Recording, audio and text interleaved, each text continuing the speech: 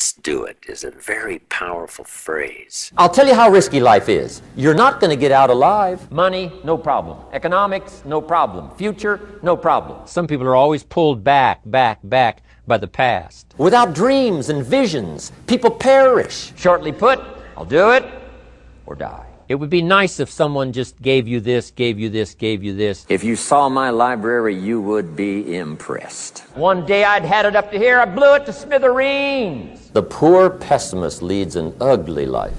He was an American author, entrepreneur, and motivational speaker. His story and his work influenced the personal development industry. He's the author of 17 written audio and video media. He's Jim Rohn, and here are his top 10 rules for success.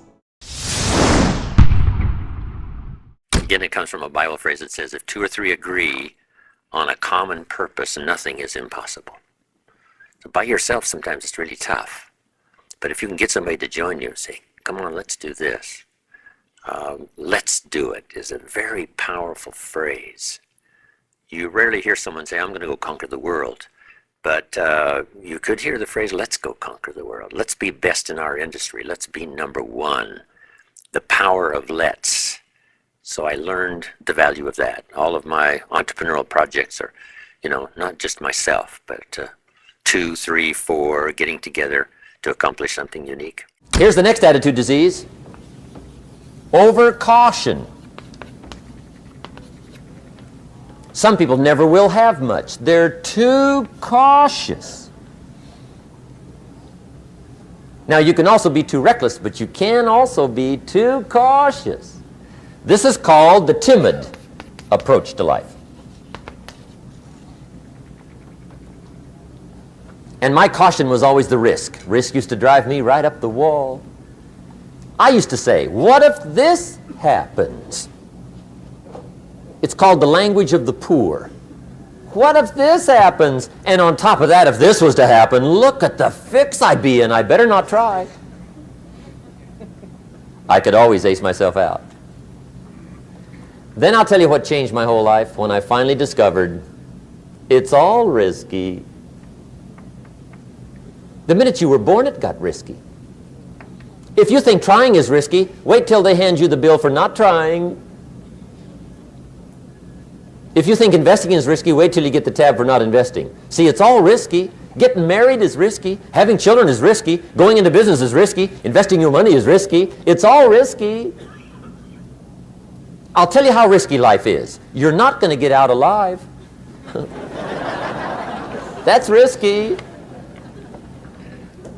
The Englishman says, well, if that's the way it's going to work out, let's give it a go. Right, that's what it's for. Give it a go.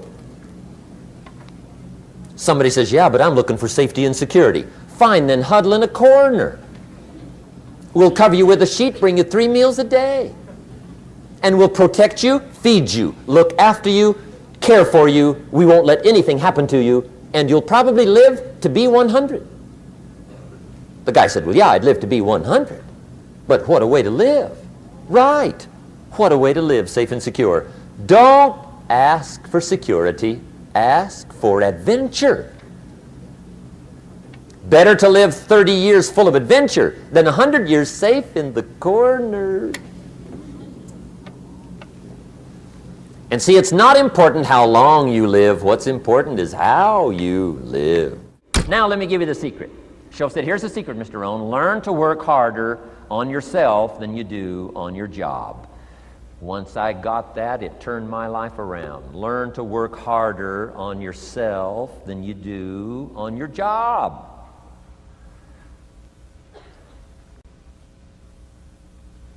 He said, if you work hard on your job, you'll make a living. If you work hard on yourself, you can make a fortune. Wow. If you would have known me at age 25, you would have said, Jim Rohn's a hard worker. If you'd have known me, you'd have said that. I'm the guy, I don't mind coming a little bit early, staying a little bit late, I don't mind that. You'd have said, well, Jim Rohn's a hard worker. You say, well, how come he's got pennies in his pocket and nothing in the bank and behind on his promises? Well, I was a hard worker, but I was working hard on my job, not on myself. I'm telling you, if you'll learn that simple little principle and start the process today, latest tomorrow, I'll give you tonight to think it over.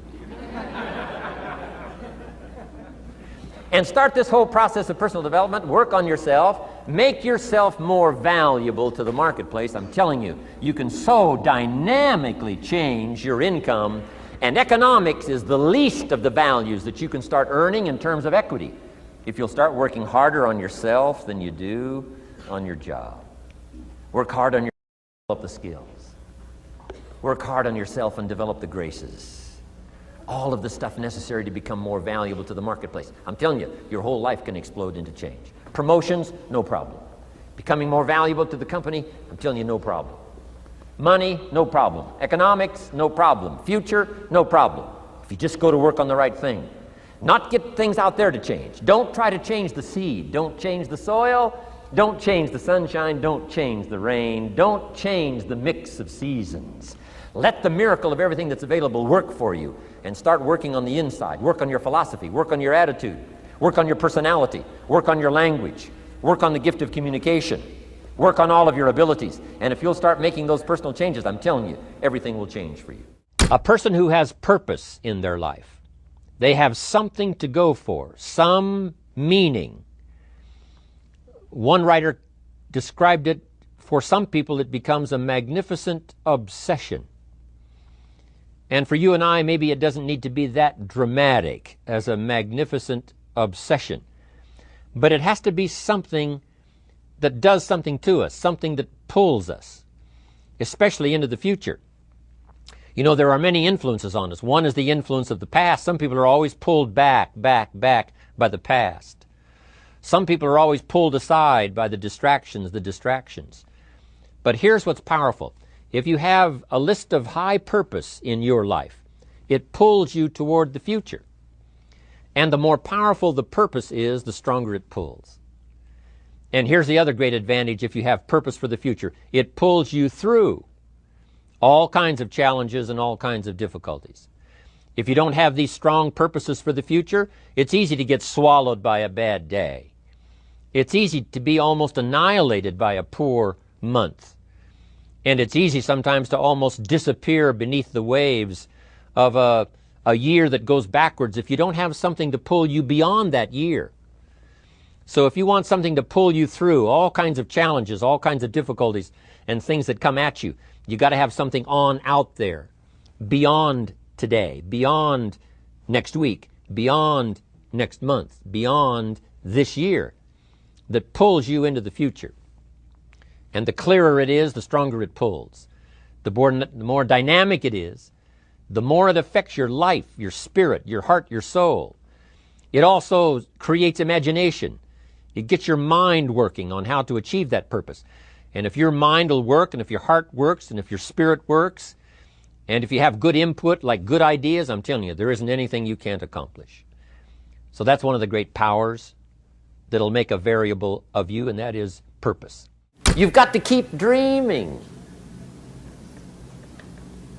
Ronald Reagan, president, said to the joint session of Congress a few weeks ago, "The Republic is a dream. And if we don't keep dreaming, we will lose the Republic." Your better future is a dream for yourself and for your family. Where do you want to go? What do you want to do? What do you want to be? What do you want to see? You've got to dream dreams. There's a Bible phrase that says, without dreams and visions, people perish. You've got to have something to go for that inspires the heart and the soul. Dreams. From the children of Sanchez, it says, take the crumbs from starving soldiers, they won't die. Take the bread from hungry children, they won't cry. But without dreams, we all will die. You've got to dream. Don't lose your dreams for yourself, for your future, for your family. The dreams of love and enterprise and travel and doing things, becoming something unique on your journey here. Don't lose your dreams. Do some dreaming. Resolve. Resolve says, I will. Two of the most powerful words in the language. Benjamin Disraeli said, nothing can resist a human will that will stake its existence on its purpose. Shortly put, I'll do it or die. Best definition of resolve I got from a little junior high girl, Foster City, California. I'm going through some words one day. I got to this one and I asked the kids, who can tell me what resolve means? Some didn't know, some tried. Interesting. The last one was the best. Little girl about 3 rows back, she said, I think I know, Mr. Rohn. I said, what? She said, I think resolve means promising yourself you will never give up. I said, that's the best I've ever heard. She's probably giving seminars somewhere today, right? I mean, that's the best I've heard. I asked the kids, how long should a baby try to learn how to walk? How long would you give your average baby? Before you say, hey, enough's enough. No. Any mother in the world would say, you're crazy. My baby is going to keep trying what? Until. What a magic word. I want you to write it down. Until. Promise yourself you'll read the books until your skills change. You'll go to seminars until you get a handle on it. You'll listen to it until it makes sense. You'll go for it until you understand it. You'll practice it until you develop the skill. Never give up until, however long that is. Step by step, piece by piece, book by book, word by word, apple by apple. Walk around the block, walk around the block. Go for it. Don't miss the chance to grow. And resolve that you'll pay the price until you learn, change, grow, become. Then you'll discover some of life's best treasures when you pay that price. There's great power in self-reliance. Self-reliance means you simply look mostly to yourself. It would be nice if someone just gave you this, gave you this, gave you this. It would be nice if everyone did their job exactly as they're supposed to do it. But here's what you've got to do. Primarily rely on yourself. Primarily say, I'm the person responsible. And I will learn the necessary skills so that I can help people learn their skills. If I need lots of people to do certain things to build my organization, that is what I must have. But I've got to be the final backstop. I've got to be the final one that people can rely on. So that if this is missed and this is missed, I can catch up. I can fill the gap. I can do the job. We have to do it when we conduct meetings. We have to do it when we conduct training. We have to do it when we're in a class of just a few. What someone might have missed, we're there to fill in. Self-reliance. Primarily, we're learning to count on yourself. So that you can do this, never complain and never explain. Your philosophy comes from what you learn, comes from what you know, comes from other people's experiences. 3 ways now to learn from other people. Here's number 1, learn from what you see. One of the great watchwords of these early years of the 21st century, pay attention. If you just watch, you can pick up clues. Success leaves clues. And if you'll be a better observer of the winners and the losers, those that are doing well and those that are falling behind, and just take mental notes and good notes and say, I'm going to adjust what I'm doing based on what I see. Here's number 2. We learn so much from other people based on what we hear. Here's good advice on that. Be a selective listener. Listen to voices of value that have experience, ideas, reputation, something valuable to share. Now here's number 3. Read all the books. Now there's millions of books, so you can't read all the books. But make this note. Read all the books you need to read to make you as wealthy as you want to be, as healthy as you want to be, as prosperous, as productive, as unique a human being as you want to be. Read all of those books. Don't leave those books go unread. My mentor got me started on my library when I was 25. I got one of the best. If you saw my library, you would be impressed. I haven't read everything in it, but I feel smarter just walking in it, right? My library. I was smart enough to buy it all. Now I got to be smart enough to read it all. Now jot this down. When you do read, you have to sort through what you read and decide which is valuable to try. That's part of the process of learning. Gathering information and sorting through it. 1, the information that would apply to you, and what you think would be valuable based on your current philosophical opinion. So read all the books. Our lives are greatly affected by what we learn and what we know. Disgust.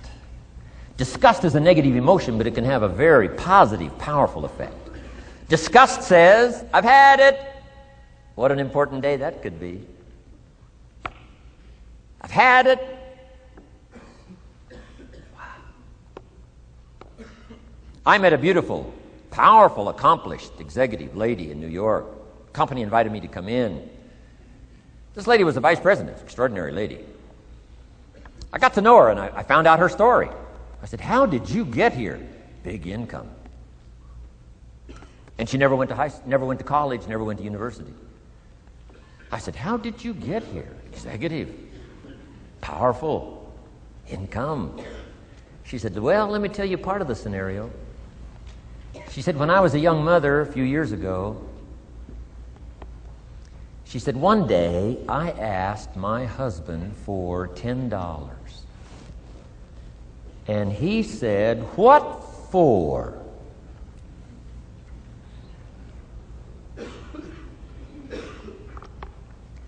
She said, before that day was over, I decided I would never, ever ask again. She said, I started studying opportunity, found it, took the classes, put myself through the schools, did the scenario. Now I'm vice president. I make a lot of money. And she said, I kept my promise. I've never, ever had to ask again. It's called a life-changing day. The day you say, enough is enough. Now, if you can add an act to your disgust, it helps. A man takes a shotgun to his car, blows out every window, destroys every tire, puts 100 rounds in it, and says, I've driven this embarrassing thing for the last time. And then he saves it. He saves it. And later when somebody says, how did you become rich and powerful? He says, let me show you this car. One day I'd had it up to here, I blew it to smithereens. Enough is enough. Powerful. Pessimism, the deadly disease of always looking on the bad side, the problem side, the difficult side, checking all the reasons why it can't be done. The poor pessimist leads an ugly life. He doesn't try to figure out what's right. He tries to figure out what's wrong. He doesn't look for virtue. He looks for faults. And when he finds them, he's delighted. How ugly. This is the poor guy who looks through the window, doesn't see the sunset. He sees the specks on the window.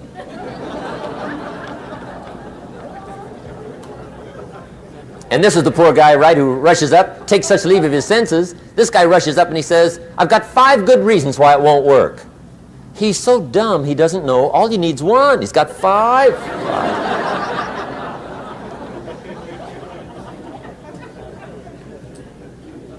To the pessimist, the glass is always half empty. To the optimist, the glass is half full. Why would the same measure affect people 2 different ways? Answer, it all depends on how you look at it. Our lives are mostly affected by the way we think things are, not the way they are. The way we think they are affects us most.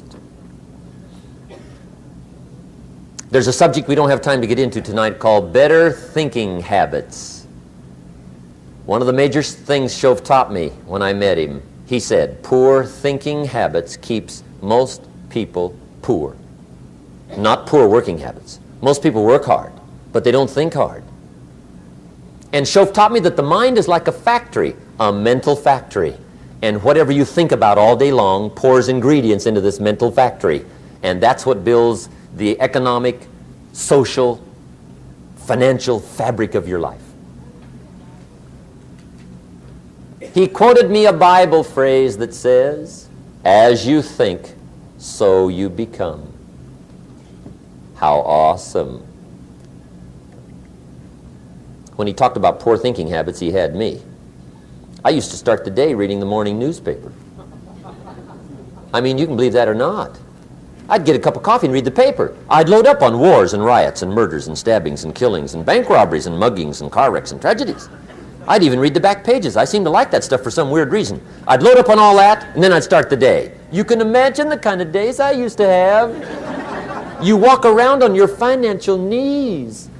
They call you economic peewee.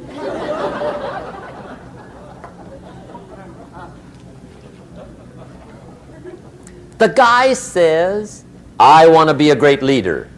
Wonderful. The first thing we do is follow him to his house. When we get there, we walk in and check his library, number one. Somebody says, well, why check his library?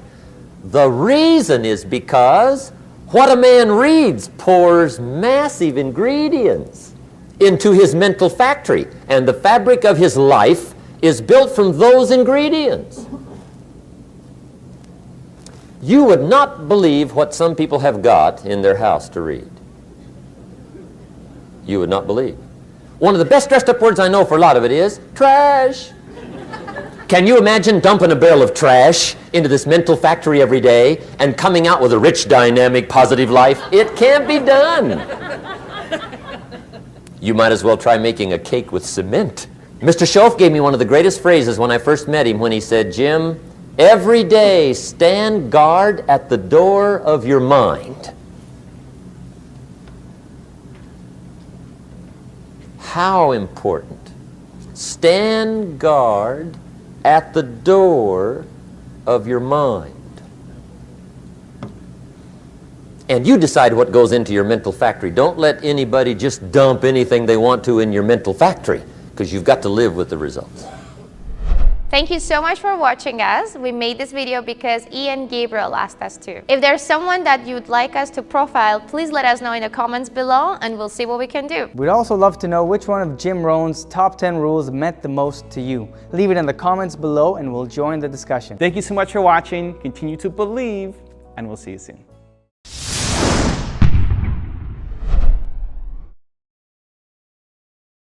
And one of the most important aspects of that for me was learning how to set goals. Right. My mentor one day said to me, Mr. Rohn, let me see your current list of goals and let's go over and talk about it. He said, I've got some experience. I'm sure I can help you. And I said, I don't have a list. He said, really? He said, I can tell you right now, if you don't have a list of your goals, I can guess your bank balance within a few $100s. Wow. Which he did. Wow. And that got me thinking. I said, do you mean my bank balance would change if I had a list of goals? He said, drastically. That was the day I learned how to set goals. Okay. Decide what you want. You know, write them all down. Who do you want to meet? Make that list. The books you want to read, make that list. The places you want to go, make that list. The experiences you want to have, make that list. Education for your family, make that list. So I started making all these lists. Then he said, just start checking them off. So at first I put a lot of little things on my list so I could check off something almost every day. Right. Because that's what's fun. Right. Then he said, if you check off something significant, celebrate. Right. Because that'll inspire you to even develop a longer list. Welcome all experiences. You never know which one is going to turn everything on. Don't put up the walls. The same wall that keeps out disappointment keeps out happiness. Take down the walls. Go for the experience. Let it teach you. Learn to measure progress. Once you've set up a project now, you want to turn nothing into something, now you must measure your progress. How are you doing? Here's how we teach it to our children. Life expects us to make measurable progress in reasonable time. Measurable progress in reasonable time. That is the game of life.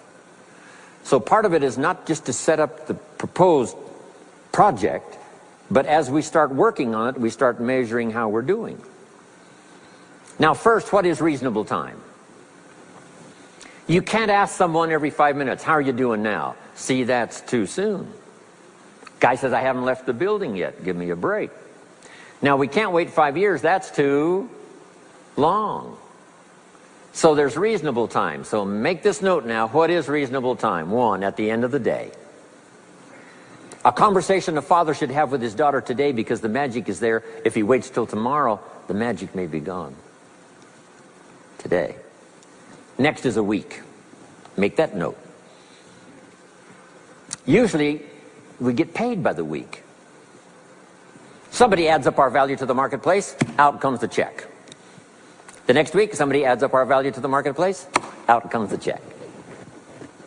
What I learned to do is to change my value to the marketplace so the check kept getting bigger and bigger and bigger. I didn't have to change the economy, I only had to change myself. Measure your own progress. Success is a numbers game. We demanded of our children, how many years do you want your child to spend in 4th grade? Approximately. About 1 year, right? You say, well, if they're nice kids, would you give them 3 or 4 years? You say, no. This is not a nice game. This is getting ready for the future. This is getting ready for the challenges and the opportunities. You can't linger in 1 grade more than 1 year. Now make this note. The same should go for us as adults. Don't linger more than 1 year in 1 grade of learning. Adult management, entrepreneurship, leaderships of all kind. Keep up the pace of learning. Okay. The numbers. Measure. Count. Now here's the key. Face the truth. If you're only making this much progress, you know, there's no use trying to kid the world, no use trying to kid anybody else, and especially don't kid yourself. If in a period of time you've only made so much progress, you just got to swallow hard and say, this is the truth. I've got to face it. Now, what could I do to start increasing my progress and make my health better, make my income better, make my investments better, make my value to the marketplace much better, get busy learning the 2nd skill and the 3rd skill and the next language and the next language to increase my value? I got to get busy and do that. See if you will do that. I promise you, one of the greatest motivating factors in the world is progress. And if you'll measure it, you'll get excited.